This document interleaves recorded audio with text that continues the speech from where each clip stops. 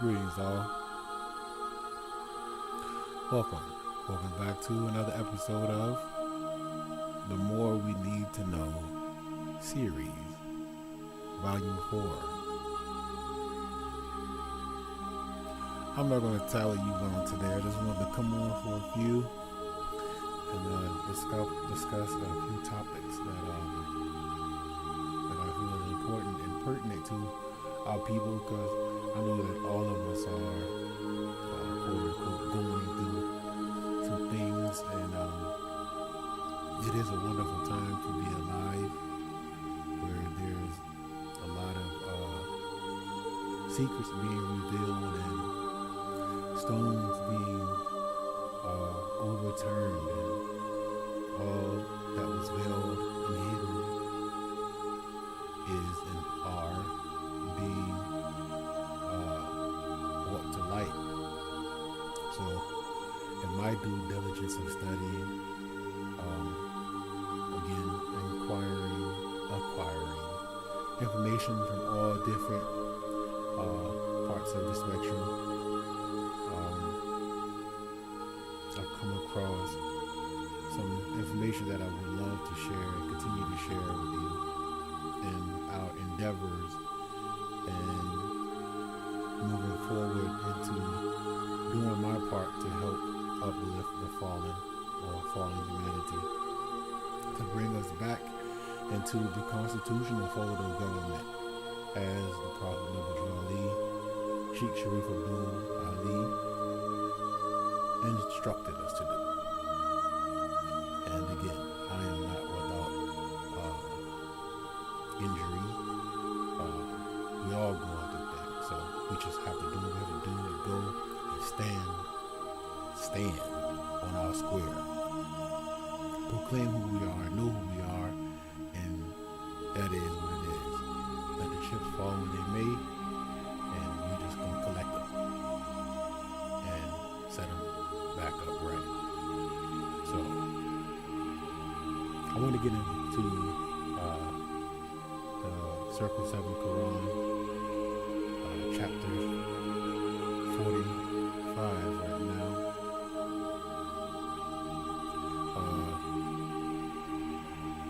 It's really pertinent information, and a lot of things that we have to realize go hand in hand, and to correlate with what all of the teachers have been teaching us, the right and exact teachers who want to see us correct this. But there is, again, like the Prophet said, going to be brothers and sisters, interpreting fans that put us back into slavery, economic and physical. And we all know that we are in the age of bondage, not physical chains, but bondage, bond age. A lot of subjugation is ran through bonds, So, but Prophet Ali told us, Moors, you are just plain rich, and we are beneficiaries to a vast estate. Alright, we are to inherit the earth. We are unique to inherit the earth. So, and I want to get into the divine origin of the Asiatic nations. Alright, and we're going to get into one. The fallen sons and daughters of the Asiatic nation of North America need to learn to love instead of hate, and to know their higher self and moral self. This is the uniting of the Holy Quran of Mecca for teaching and instructing all Moorish Americans, etc. The key of civilization was and is in the hands of the Asiatic nations. The Moors, who were ancient Moabites and the founders of the holy city of Mecca. The Egyptians who were the Hamites and of a direct descendant of Mitzrayim. The Arabians, the seed of Hagar, Japanese, and Chinese. And I'm going to pause right there because a lot of people don't realize that they say that the black, quote unquote, black man is the Asiatic black man, right? So that lets us know right here in 3 that we are kin to the Asians. They are our family. They are our cousins and brothers. They are our family. Asians, Asiatic black man, quote unquote, Asians. So we have a relation there. 4. The Hindus of India, the descendants of the ancient Canaanites, Hittites, and Moabites of the land of Canaan. Now I want to pull up something right there, especially right here when it says Hindus of India. I have, let me see, this is right here, yes. I want to pull up the statue of Kalima. This is a depiction of Kalima, right? And she is the strongest goddess or god figure in Hindu or India. A woman, black woman. Sometimes they depict her as purple or blue, but we know that means she's melanin. She got melanin. And of course, if you look at some of the Hindu brothers and sisters, they are just as dark as you and I. So I want to just throw that out there. And then yes, I just wanted to put that particular jewel up there. All right. Excuse me. And we continue to 5, the Asiatic nations of North, South, and Central America.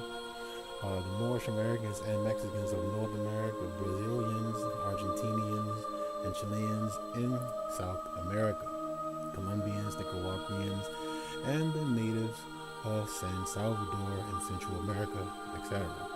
All of these are Muslims. The Turks are the true descendants of Hagar, who are the chief protectors of the Islamic creed of Mecca, beginning from Muhammad the first, the founding of the uniting of Islam by the command of the great universal God Allah. So that right there, excuse me, is tell all about our family. All right, so I do want to get into this as well, going down to chapter 47, which is a great chapter, by the way, if a lot of us know about it, and we do refer to that. And I do want to give honors and shots out to my great brother, Mantis 27, Miss Raheem. The brother is very knowledgeable, and definitely my great brother, Cujo Alduel, Candleland Moor, great sheik. And this we get into Egypt, the capital empire of the Dominion of Africa, right? And it lets us know, let's get into it.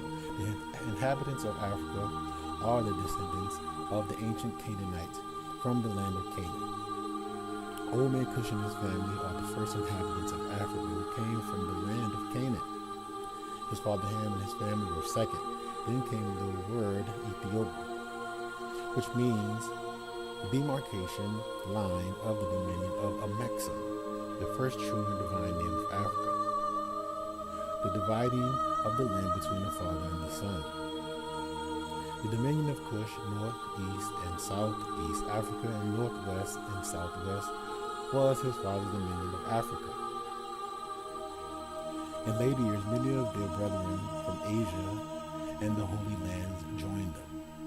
The Moabites from the land of Moab, who received permission from the pharaohs of Egypt to settle and inhabit northwest Africa, they were the founders and are the true possessors of the present Moroccan Empire, with their Canaanite, Hittite, and Amorite brethren who sojourned from the land of Canaan seeking new homes. Their dominion and inhabitation extended from northeast and southwest Africa across Great Atlantis, even into the present North, South, and Central America, and also Mexico and the Atlantic Islands, before the great earthquake which caused the Great Atlantic Ocean. It was just a river at one time. The river Nile was dredged and made by the ancient pharaohs of Egypt in order to trade with the surrounding kingdoms. Also, the Niger River was dredged by the great pharaoh of Egypt in those ancient days for trade, and it extends eastward from the river Nile westward across the great Atlantic. It was used for trade and transportation. According to all true and divine records of the human race, there is no Negro, black, or colored race attached to the human family, because all the inhabitants of Africa were and are of the human race, descendants of the ancient Canaanite nation from the holy land of Canaan. What your ancient forefathers, were, you are today without doubt and contradiction. There is no one who is able to change man from the descendant nature of his forefathers unless his power extends beyond the great universal creator Allah himself.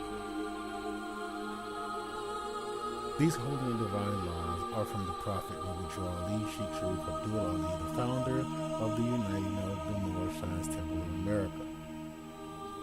These laws are to be strictly preserved by the members of all the temples of the Moorish American Science Temple of America, that they will learn to open their meaning and guide it according to the principles of love, truth, peace, freedom, and justice.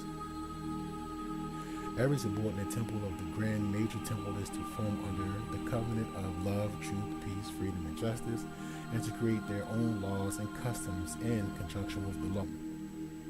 Now, I want to go back up here and say to every subordinate temple of the Grand Major Temple is to form under the covenant of love, truth, peace, freedom, and justice, and to create their own laws and customs in conjunction with the laws of the Holy Prophet and the Grand Temple.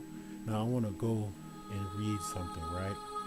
Because if those who say that this is is fake and fraud, and we just coming up and just that the Moorish thing is just that Moorish stuff, right? These are, again, the prophet said, if you think it's fake, go to those who know law, right? And we're gonna go right here to, there we go. Give me 1 second, I'll pull it up. Remember.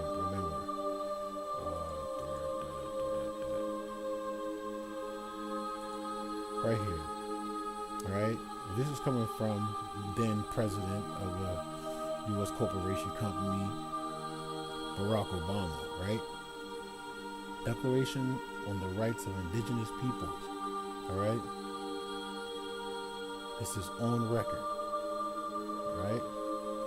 And it says federally enforced pursuant to Article 6 of the Constitution for the United States of America.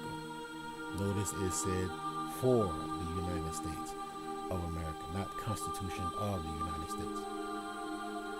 But anyway, affirming that indigenous peoples are equal in dignity and rights to all other people, while recognizing the rights of all peoples to be different, to consider themselves different, and to be respected as such. Affirming also that all people contribute to the diversity and richness of civilizations and cultures which constitute the common heritage of humankind. Affirming further that all doctrines, policies, and practices based on or advocating superiority of peoples or individuals on the basis of national origin, racial, religious, ethnic, or cultural differences are racist, scientifically false, legally invalid, morally condemnable, and socially unjust. Reaffirming also that indigenous peoples in the exercise of their rights should be free from discrimination of any kind. Concerned, the indigenous peoples have been deprived of their human rights and fundamental freedoms, resulting inter alia in their colonization and dispossession of their lands, and dispossessions of their lands, territories, and resources thus preventing them from exercising, in particular, their rights to development in accordance with their own needs and interests. So that says a lot right there. I'm going to pause for a minute because it says dispossession of their lands, right? Pardon me, yeah, dispossession of their land. So we know they took our land. We know and have to realize this is our land here. This is our land. We are the inheritors or beneficiaries of this land here. Right? We are the beneficiaries. They came here on our land and took our land and confused us and tried to make it seem like this was their land from the jump, right? No. We have an inheritance. This is our land. And I'm going to back that to a little bit as we get and go along. All right. Recognizing the urgent need to respect and promote the inherent rights. Inherent rights to their lands, territories, and resources, which derive from their political, economic, and social structure and from their cultures, spiritual traditions, histories, and philosophies.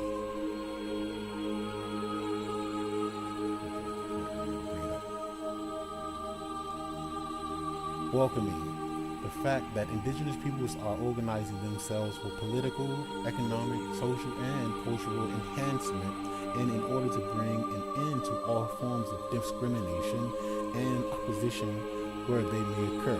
Part 1. Oh, no. Didn't mean to do that. I didn't mean to do that. Let's go back here. Okay. Part 1, Article 1.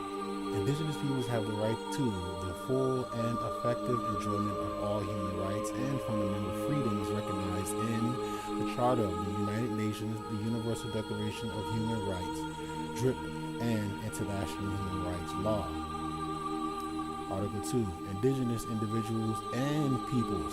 Indigenous individuals and peoples are free and equal to all other individuals and peoples in dignity and rights, and have the right to be free from any kind of adverse discrimination, in particular that's based on their indigenous origin and or identity. That's a big opener right there. We have to claim our status because identity is a major key, especially when you're going into these venues and what they're being called courts, right? You have to have the proper status, and that is true. If you claiming to be Negro, Black, or colored, you fall under. I'll show you what you fall under. If you keep claiming to be Negro, Black, or colored, right? Show you what you fall up under. You fall up under here. The Christian Black Codes of 1724. This is what you fall up under. If you keep claiming that you are black, right? Keep claiming you're black, and this is what you fall up under. Blacks. See? Black codes. This is what you will fall up under. This, but keep saying you black. And this is what you're gonna get. This is what you have to fall and abide by. Under and abide by. Alright? And it's a lot of them. Alright? And they will stick this to you. They will make sure that this pertains to you. Not openly, but they will make sure that you feel the portion of this. Okay? So be careful. Like the prophet said, you don't do nothing else but claim your nationality. And study. Okay? Study. You must study. Right? And then we go on to 3. Indigenous people have the right of self-determination. By virtue of that right, they freely determine their political status and freely pursue their economic, social, and cultural development. Alright? 4. Indigenous peoples have the right to maintain and strengthen their distinct political, economic, social, and cultural characteristics, as well as their distinct political, economic, social, and cultural life of the state. And 5 is a big one. All right, this is the one we really need to adhere to.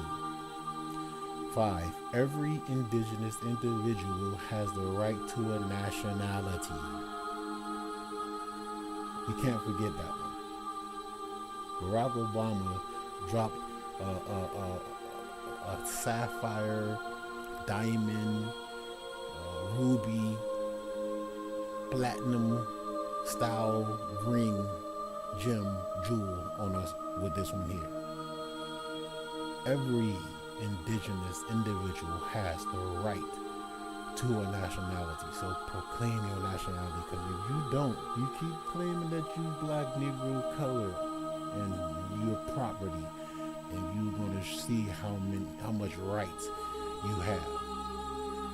Okay?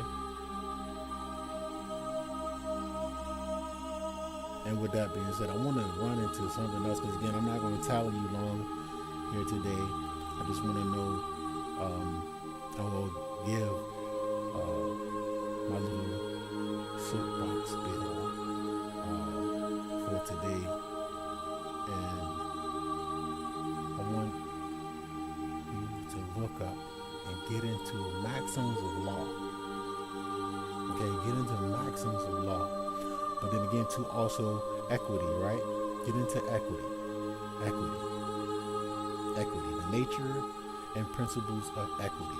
Get into equity, and I want to go over 1 or 2 right quick for equity. Which one is it?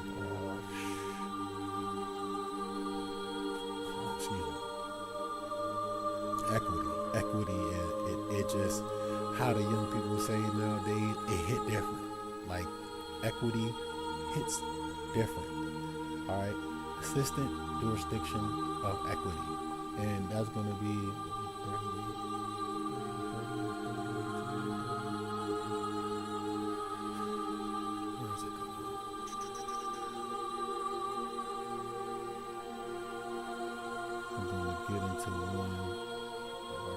38.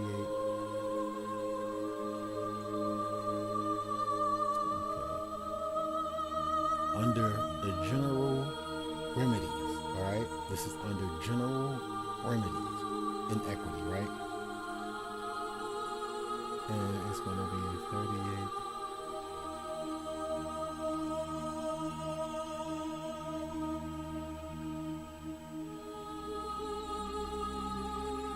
Okay, 38, 32. I want to, we have to study.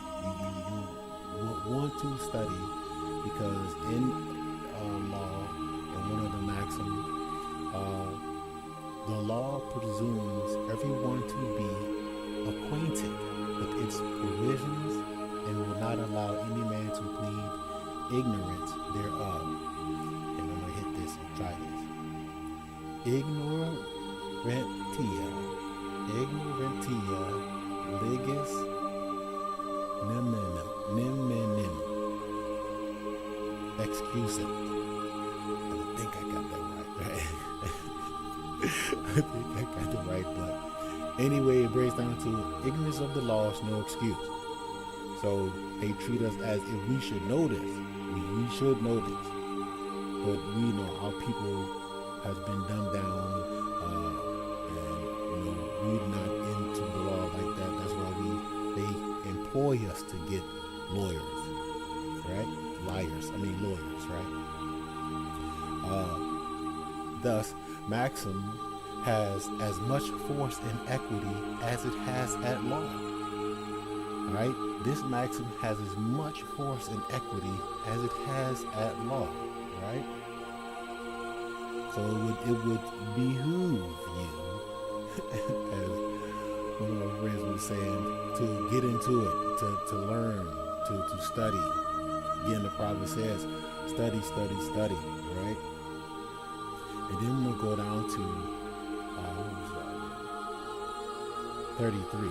All right, 33. I was looking at this one, right? Because if you go into any contract, which we know that, when you enter a contract, it has to be in consideration, if you're getting something or gaining something, right? So, again, let's say you get a car loan, right? You apply for a car loan, whatever, and they give you a loan, whatever, for the car, and you sign it, and then, you quote unquote think you getting a loan, right? So you think you're getting a loan, you got the little quote unquote funds or whatever, and now you have to quote unquote pay monthly, right? Pay your bill, which is kind of ironic because we know after I study. I mean, I'm one who admits it that I fell for the okey doke. You know what I'm saying? The moment you sign that, and the quote unquote bank gets the promissory note, it's paid for. They get paid for that. They get paid for your signature, and then in turn have you pay again, quote unquote. I want you to pay, which we can't pay for anything. There's no money here. And then of course, according to the constitutions, the only thing that can be this or pay a debt. To pay a debt, it has to be gold and silver coins or equivalent of that, which is gold coin certificates, right? So, but a lot of us don't know that our signature, and I had to find it out. I'm learning too. I had to find out our signature is the credit, because they use that as an asset and turn it into an asset, and it becomes credit. So we are actually the creditors, right? We are the creditors, right? We are the holder in due course because of our signature. And again, I'm doing the crash course now. We have to do it. We have to study. So, but if they want to try to take you, to court or bring you into whatever, use a maxim, because maxims are strong. And I looked up this maxim here, 3833, which is a good maxim, right? And it says, by surprise. By surprise, right? By surprise is meant the act by which a party who is entering into a contract is taken unawares, by which sudden confusion or perplexity is created, which renders it proper for a court of equity to relieve the party so surprised. So, I know you would be. I know I am. I'm surprised, and over time, we know that there's no money here. We know that, but you surprised. I'm pretty sure you didn't know. If you did, then you would do something about it. But most of us don't know that when we're doing these contracts, we don't know that our signature is being used for the credit, which is and creates an asset for them that they sell, put on the Wall Street market, and it keeps selling, and we should be getting dividends from our signature because there's no money here, right? And the Federal Reserve notes is not money, and we can go again to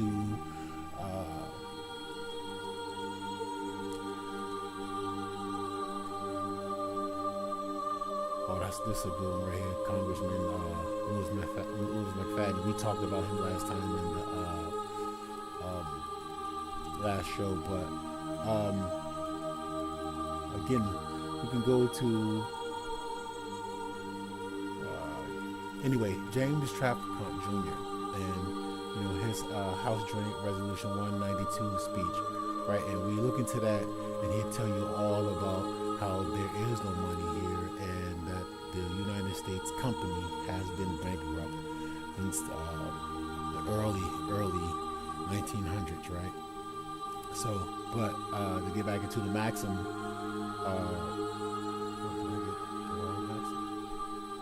pardon me, that's equity. All right, get back into the equity, right? Again, so we will be surprised. So if you don't know anything of that, once you know, that is a surprise, and use this maxim, 3833. All right. It not unfrequently happens that cases of surprise are mixed up with the law, right? So that's also one that we have to get into. All Alright, so again, we need to get some maxims. Look into getting into learning maxims as well, okay? So, but I know I hear my son up there, so I'm gonna have to go in a minute because I definitely have to tend to the brother. But again, look into some maxims, and again, I wanna drop this jewel on you before I do take my leave, and I will return and come back over here. I'm definitely trying to get in here a little later, maybe 9 o'clock. I'll try to get back on, but I want to definitely do some time with my son and my daughter. Here, okay, deceit and fraud, and this is maxim of law 29A. All right, the laws help persons who are deceived, not those deceiving. Okay, the law help persons who are deceived, not those who are deceiving. Alright, and it says 29B, it is safer to be deceived than to deceive. Alright, so there's penalties for that. There's penalties for them willfully and knowingly deceiving you. Alright,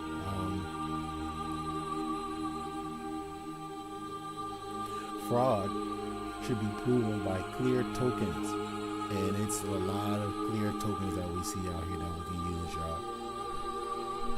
And it says the fraud of a predecessor does not prejudice his successor. So they've been doing fraud all this time, going back years, taking it back to, Franklin Delano Roosevelt selling us to the IMF, or selling our labor and energy to the IMF and Federal Reserve.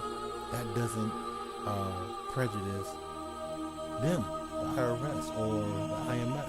We can still pursue that. Alright, a deception practiced upon one person does not give a cause of action to another. Alright, 29G, out of fraud, no action arises. A right of action cannot arise out of fraud. These are good maxims to use, y'all. Alright? Gross negligence is equivalent to fraud.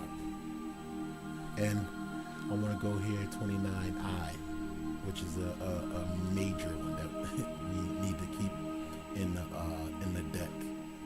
Once a fraud, always a fraud. Alright? So, and I'm going to come back over here because I hit my young fellow up there. So I'm going to go hang out with him for a few. And again, look into these maxims. And I'll definitely come back on here in a little bit. I know this was kind of short, but I just wanted to drop this little tidbit information on you. But I will be back on here later, okay? Again, my name is Supreme L. Well, my appellation is Supreme L. Let's get right into the right talking, and let's start talking right. Again, I am Supreme L. And I love y'all. Alright? And I'm going to do my best to help uplift all humanity. Alright? And I will be back on here. Thank you for joining me on another episode of the More We Know series. Alright? I'd like to give high honors to Sheikh Sharif Abdul-Ali and all the great mothers out there. Thank you, mothers. Alright, without you, no man would exist. So I give thanks. Alright? And with that being said, I bid you adieu. Peace.